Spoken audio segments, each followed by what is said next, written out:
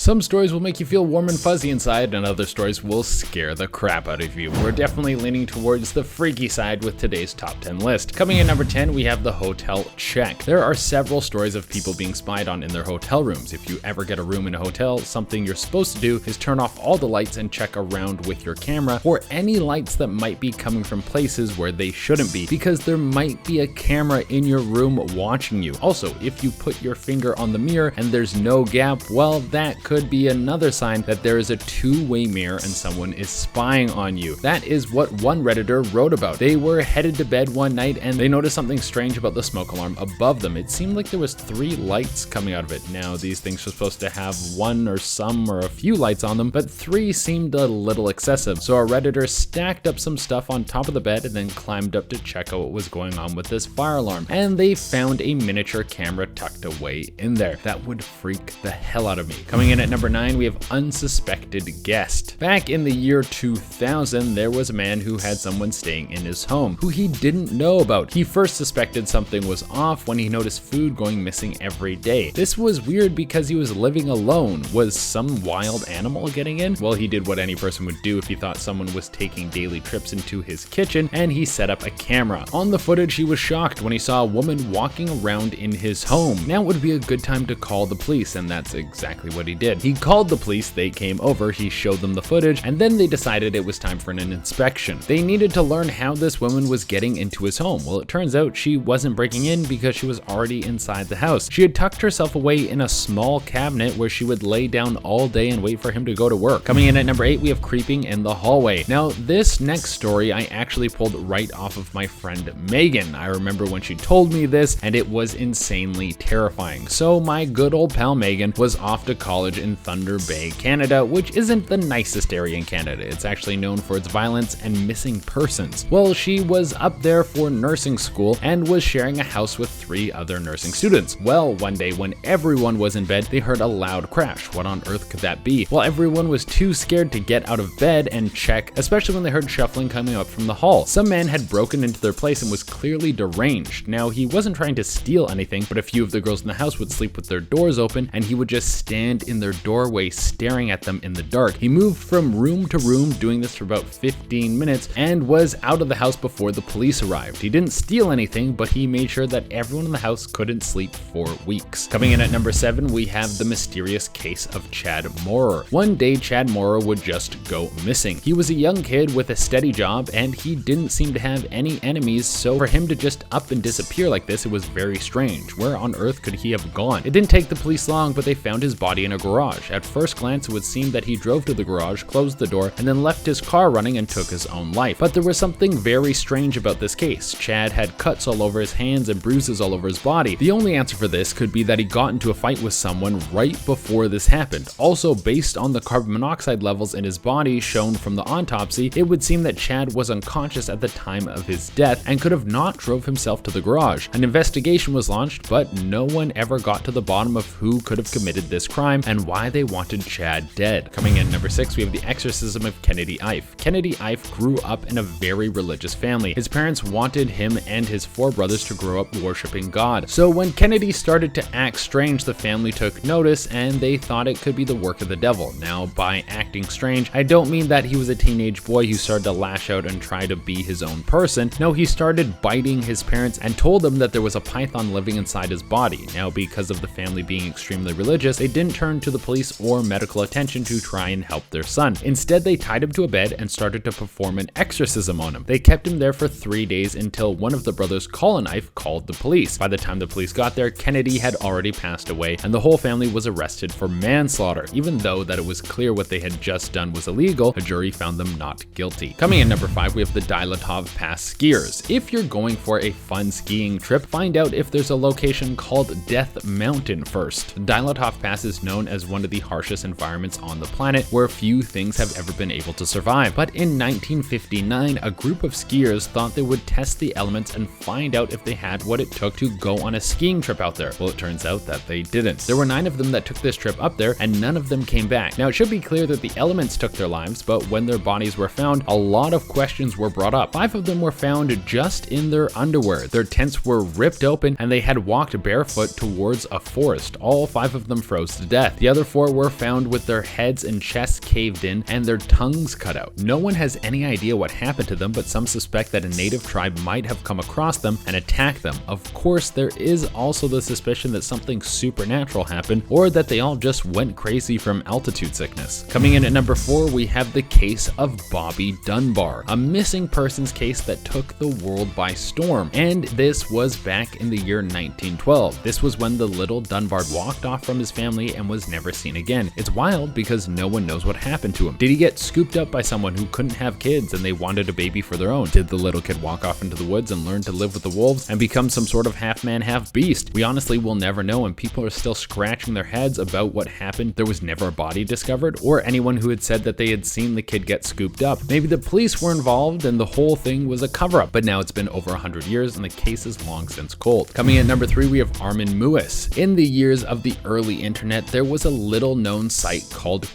Cafe. This is where like-minded people would talk about how they love to eat people, why they love to eat people, why they want to eat people, and everything else to do with eating people. This has to be one of the craziest things I've ever heard of, but you have to expect that most people on this website were fakes. Well, one guy for sure was not, and this was Armin Muss. He posted about how he wanted a young dude to eat, and there were a few people who went forward to check out if this guy was real. Turns out he was 100% serious, and everyone but one person backed out of the meeting with this guy. The one dude who went forward with this came to his house and let Armin take his life so he could have his body for food. It took a year, but Armin was caught later when he posted on the site again after he had finished eating the frozen body. Coming in number 2, we have the Cartierville John Doe. A body was found in a box in Montreal, Canada, and when the police arrived, they would find someone who was so brutally attacked that their body could not be identified. Someone had attacked them with a knife, stuffed them into a box, and put the box in the dump, and then took off. To this day, no one knows who committed this crime and why they went into such detail to make sure that this person was unrecognizable. Just so we're clear, this kind of stuff doesn't usually happen in Canada, except for the story that we have coming up in the number 1 spot, which also happened in Canada. I guess this kind of stuff does happen over here in Canada. Coming in at the number 1 spot, we have Luka Magnotta. This is one of the most famous cases to come out of Canada. If you have ever seen the documentary Don't Mess with Cats, then you for sure know this guy because the whole thing is about him. Luka Magnotta was Eric Newman. He was abused by both of his parents, both mentally and physically, with his father suffering from schizophrenia. Eventually, his parents divorced and he was forced to go live with his grandparents, who abused him more. Eventually, he got into the life of sex work and then changed his name to Luka Magnotta. He had a craving to become someone famous and had auditioned for several reality shows, but it didn't really seem like anyone was interested in him. This rejection led him deeper down the hole of madness, and he started to post videos online where he would abuse